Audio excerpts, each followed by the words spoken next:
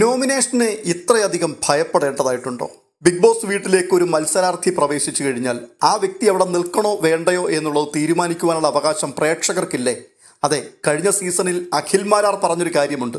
എല്ലാ ആഴ്ചയിലും എൻ്റെ പേര് നോമിനേഷനിലേക്ക് വലിച്ചിഴച്ച് കൊണ്ടുവരണമെന്ന് തന്നെയാണ് ഞാൻ ആഗ്രഹിക്കുന്നത്. കാരണം പ്രേക്ഷകരാണ് തീരുമാനിക്കേണ്ടത് ഞാൻ നന്നായിട്ടാണോ കളിക്കുന്നത് അതോ മോശമായിട്ടാണോ, ഞാനവിടെ നിൽക്കണോ വേണ്ടയോ എന്നുള്ളത് പ്രേക്ഷകരുടെ തീരുമാനമാണ്. അതുകൊണ്ട് എല്ലാ ആഴ്ചയിലും എന്നെ പ്രേക്ഷക വിധിക്ക് വേണ്ടി വിട്ടുകൊടുക്കുക എന്ന് ഋഷിന്ന് അവിടെ കിടന്ന് അത്രയും വലിയ ഷോകൾ കാണിച്ചപ്പോൾ പെട്ടെന്ന് ഓർമ്മ വന്നത് അഖിൽമാരാരുടെ ആ വാക്കുകൾ തന്നെയായിരുന്നു.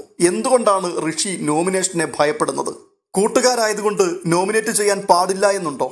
ഇവിടെ റോക്കി പറയുകയാണ്, ഗെയിം ആണെങ്കിൽ ഓക്കെ, അല്ല ഫ്രണ്ട്ഷിപ്പ് ആണെങ്കിൽ തെണ്ടിത്തരമായി പോയി കാണിച്ചത് എന്ന്. ഈ ആൾക്കാരൊക്കെ അവിടെ ഉണ്ടാകുമല്ലോ അല്ലേ? കുറെ കൂടി മുൻപോട്ട് പോകുമ്പോൾ ആരെയൊക്കെയാണ് നോമിനേറ്റ് ചെയ്യാൻ പോകുന്നത് എന്നുള്ളത് കണ്ടറിയണം. നോമിനേറ്റ് ചെയ്തേ പറ്റുള്ളൂ.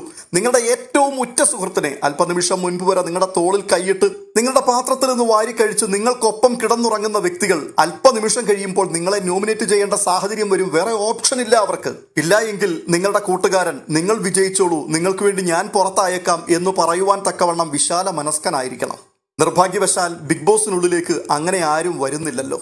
ബിഗ് ബോസ് മലയാളം സീസൺ 6 വന്ന പല വ്യക്തികളെയും കണ്ടിട്ട് ബിഗ് ബോസ് എന്ന് പറയുന്ന ഒരു ഷോ ഇവിടെ വന്നിട്ടാണ് ആദ്യമായിട്ട് അവർ മനസ്സിലാക്കുന്നത് എന്ന് പോലും തോന്നിപ്പോകും.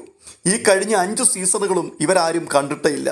ഇതിനകത്ത് എങ്ങനെയാണ് ഈ ഗെയിം മുൻപോട്ട് പോകുന്നത്, ആർക്കൊക്കെ എപ്പോഴാണ് ശത്രുക്കളായി മാറുക, ഒന്നും പ്രഡിക്റ്റ് ചെയ്യാൻ കഴിയാത്ത ഒരു ഷോയാണിത്. ഇവിടെ ഇതൊക്കെ സംഭവിക്കും എന്നുള്ളതൊക്കെ അറിഞ്ഞു വെച്ചിട്ടല്ലേ നിങ്ങളൊക്കെ ഇതിനകത്തേക്ക് കളിക്കാൻ വേണ്ടി വന്നത്? എന്നിട്ടിപ്പോൾ എന്തിനാണ് ഇങ്ങനെ അലറി വിളിക്കുകയും ബഹളമുണ്ടാക്കുകയും ചെയ്യുന്നത്? എന്തായാലും ഋഷിക്ക് ബിഗ് ബോസ് നല്ലൊരു വാണിംഗ് കൊടുത്തിട്ടുണ്ട്.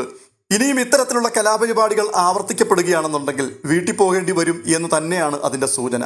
എന്തായാലും കളി തുടങ്ങിയിട്ടേ ഉള്ളൂ.